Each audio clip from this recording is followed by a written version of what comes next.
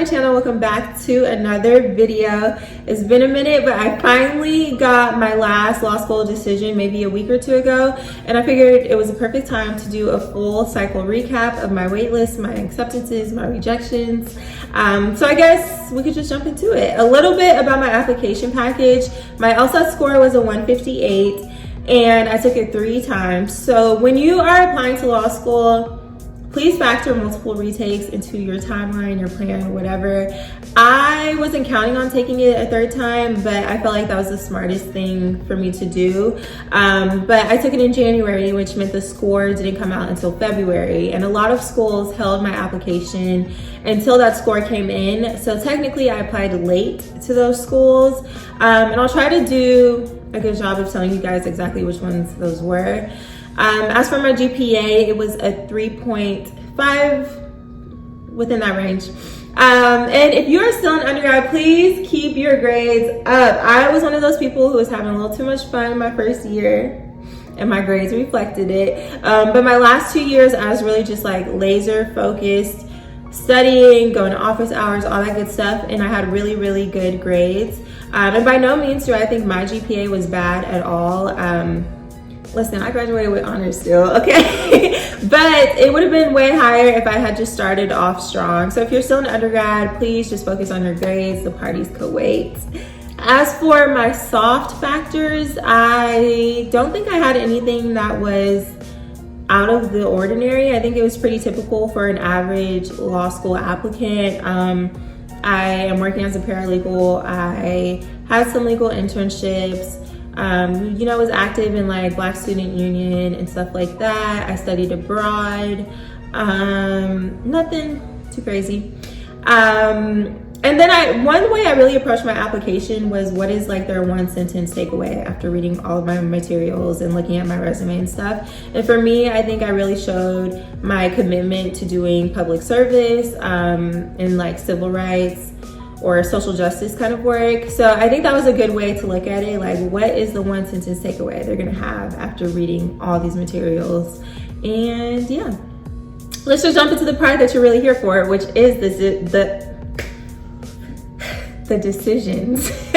I think I'm just gonna go in the order that the school is ranked. So the highest ranking school I applied to was Columbia, and I was rejected. But listen, shoot or shoot, okay? I'm definitely a person who's like, never reject yourself, never count yourself out for anything. Let them give you a decision, which kind of brings me to my next point, because I was waitlisted at NYU. And this decision was really given holistic review. I was so surprised. I love NYU. I also love Columbia as well. Their opportunities for students who want to do like public interest law are, y'all, they're insane. Like, their opportunities are crazy. So I really love both of those schools, and I was really happy to be waitlisted at NYU. Next, we had UCLA. This was one of the schools that I technically applied late due to my January LSAT score. So I wasn't complete until February 4th. And if I'm not mistaken, their deadline was like February 3rd. So my application was very late, so to speak. But I was waitlisted. Again, I think this was a holistic sort of review, because this was similar to NYU, where my numbers could have just counted me out. But there's something about my application that they liked. And you guys know I love UCLA. So I'm very excited that I could still turn that waitlist into an acceptance. The next school is Georgetown. As some of you know, I was rejected from there. Initially, I was kind of sad about it, but we are now. After that was Vanderbilt. I had a fee waiver for Vanderbilt. I was waitlisted there. Also had a fee waiver for the next school, which was Washington University in St. Louis. I was waitlisted there as well. These 2 schools I literally just applied to because, again, I had a fee waiver. I really wasn't moving to St. Louis or Tennessee, to be honest with you guys, but both really, really great law schools. So I figured I might as well apply and just kind of see what happens. The next school is USC. This was another school where my application was held. So I didn't go complete until February 5th. Again, very late to be applying. And I was rejected. That one stung a little bit.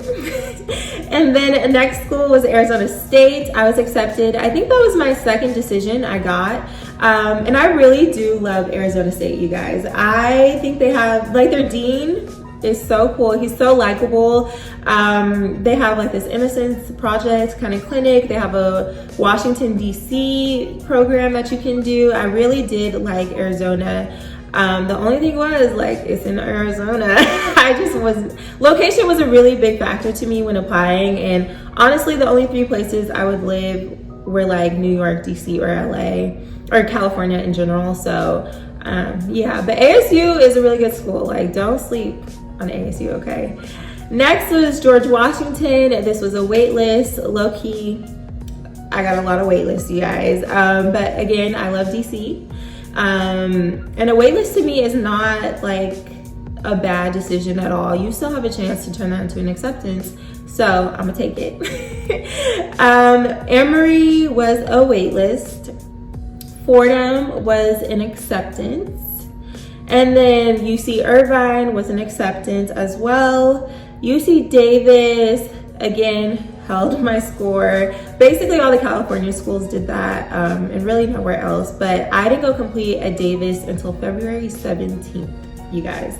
And like I said, it was a wait list. Now this one, I was kind of like, not that I just expected to get into any particular law school. Like, I didn't approach this in that way at all. But Davis, 1, I'm in the Bay Area, and 2, I did this like pre-law summer program at Davis, which was really amazing, by the way. Definitely recommend you guys apply, because I think it's remotely, or it's all remote for this year. But yeah, I was just kind of like, Davis, really? That's what we do it. And then my last school was Howard, and I was accepted. Howard was the first school to accept me. It was the first school to give me like that, wow, I'm really going to law school, like this is happening feeling.